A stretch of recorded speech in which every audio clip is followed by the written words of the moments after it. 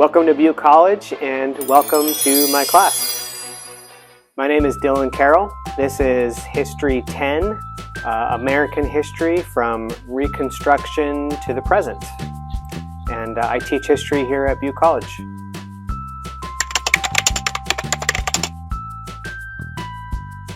Students learn American history from the end of the Civil War to the present, and we chart the long civil rights movement of Black Americans' fight for equal rights and civil rights.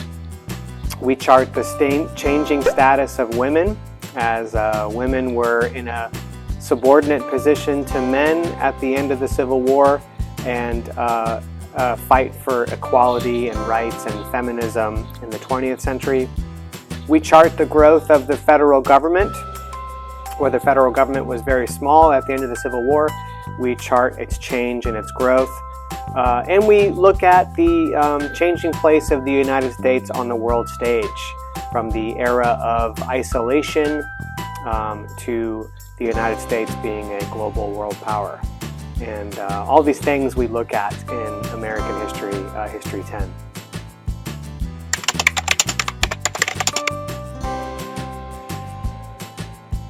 In my opinion, the most important historical event in American history is the American Civil War. It's America's deadliest war. 750,000 Americans die in the war.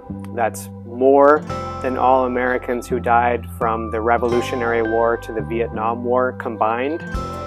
It results in the abolition of slavery, the destruction of slavery, and it results in questions about citizenship that we are still debating today. Who is a citizen?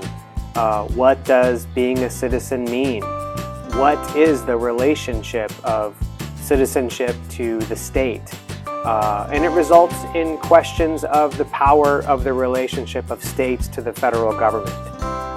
Questions that we are still debating and still arguing about today. So for me, the American Civil War is the most important historical event, and we are very much living in the shadow of the American Civil War even today, in my opinion.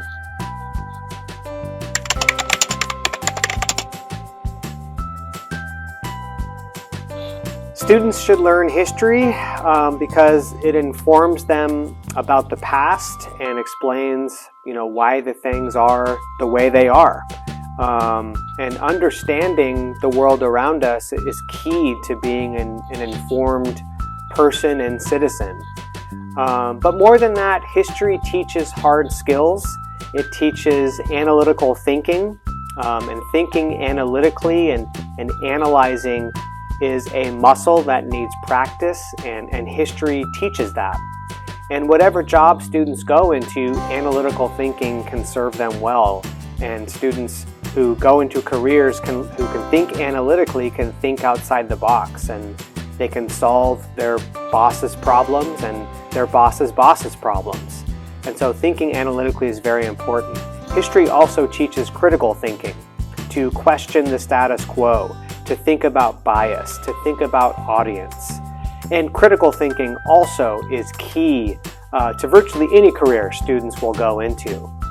Trying to question the status quo, think about why the things are the way they are, and to possibly reinvent how things are done. Critical thinking can serve students in virtually any career. And history is a writing discipline. We do a lot of writing in history, and writing is important in virtually every career you go into. I have many friends in the private sector who always tell me that they are dying for good writers. People who can write a coherent memo, case note, email, project description. And so being a good writer can make you indispensable to a job or a career that you go into after college. And history teaches that. It makes students better writers.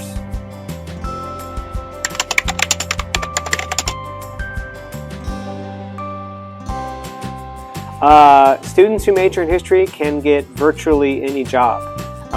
Many students go into teaching, like I did, but that's not the only career. Teaching is a very rewarding career, of course. I love it. But there are many other careers that history majors can go into. History is a pre-law major, so many students who study history go into law and become lawyers. Many students who study history go into government and work for the local, state, or federal government, and history majors are frequently working on the government level. History majors can go into museums, work as librarians, and work in the archives. They can be data managers and data processors. There's a number of those kind of careers they can do. And finally, history majors frequently go into business, and they work in the private sector in any number of careers in the private sector.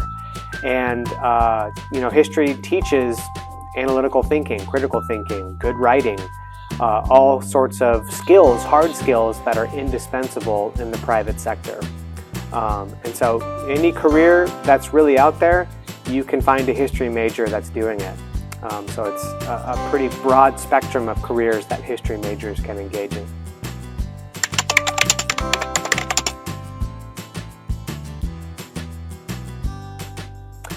Any student who might be hesitant to take my class, I would say don't be afraid, sign up. This is a fun class.